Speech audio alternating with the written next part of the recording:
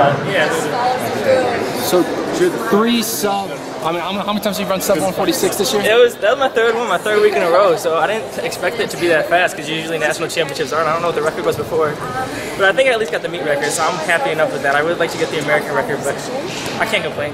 Showing that consistency of running, not just winning, but running fast times. What do you think that means for your future? I was actually kind of nervous going to this meet because the last 2 meets were all just like fast paced. Like I know I can run fast, but it's all about running with tactics sometimes. So yesterday was kind of just more about for the win. I think I did a good job at that. So I was glad that the race went out faster today because of Swinsky and those guys. So I could finish strong.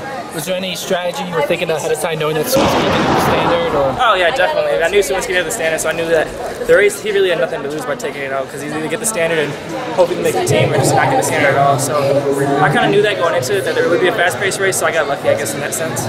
What's been the key to this consistency of 145s? I think just maturing. Coach Francique, I left to went to Orlando to train for a little bit, but I just trusting the coaching at A&M and staying there, and just I think more of the consistency in workout is what's getting me better, as opposed to like freshman year when I went from like 143 to 140 at the Olympic trials. Like my workouts weren't as consistent. I wasn't as mature as I am now. Would you say you're peaking for this race, or were you peaking for Worlds? Like what? I was actually kind of peaking towards Worlds more because this was kind of just like a stepping stone to Worlds. I know I have a good chance at medaling if I just keep up this pace, and I know like Korea and Utah got a lot of guys that can run good, but if I can run like this or like this kind of meet, so I'm hoping that I could potentially get a medal at World Champs. A lot of people view this as a pretty even race. A bunch of guys can win it. You left no doubt out that. Are you surprised how big that winning margin was? Oh yeah, I actually was. I knew Drew had a really fast time at Melrose, and that was a shock to me that he was closing in that hard. So I guess just knowing that those kind of guys can kick like that made me want to just kind of not give up and not, like, as you guys said, prance over the finish line. I don't know what, it was stupid. It was you guys actually. I said prance over the finish line. So I didn't prance, and I actually finished. Yeah, what were you like trying to lean? Did you know that the record was close? I actually did. I didn't realize until I looked at the clock. I was like, this is 143, 144. I was like, I think I'm gonna miss it, but I might as well try for it. I gotta work on that a little bit more in practice. Yeah, I mean, it's still pretty incredible. You're not beyond like 3 weeks in a row, still number 2 on this list. How you so consistent, I guess? Just like in the workouts. I'm not that big of a distance guy, and I know a lot of people shun that for 800-meter runner, but I think just more or less just getting consistent workouts and working hard every day and just not taking the given shot for granted.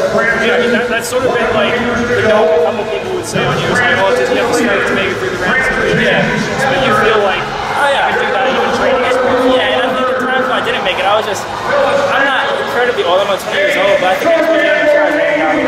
Just going to basically being mentally strong is one thing, but you got to be physically strong and mentally strong to make it in this kind of field. What type of time do you think it's going to take to beat Poirier at Worlds? I don't know. I think it's going to take something special for sure. This is a really big World Champs year.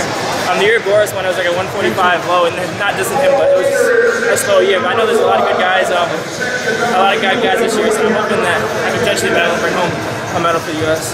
Do you think you'll be able to get around him this time? Like, do you think there'll be a difference between Milrose? Because he was able to separate. Yeah, for sure. And the thing about Milrose, I didn't realize we were going that fast. So I saw the time. I was looking. I was like 144. I was like, maybe I'll hit 144, but I just didn't finish as hard as I probably should have. And I learned from that mistake. And in this kind of meet, I just kind of wanted to make sure that there was no doubt, like you said, that no one's going to come up on me the last 50 meters. All right, congratulations. Thank you so much.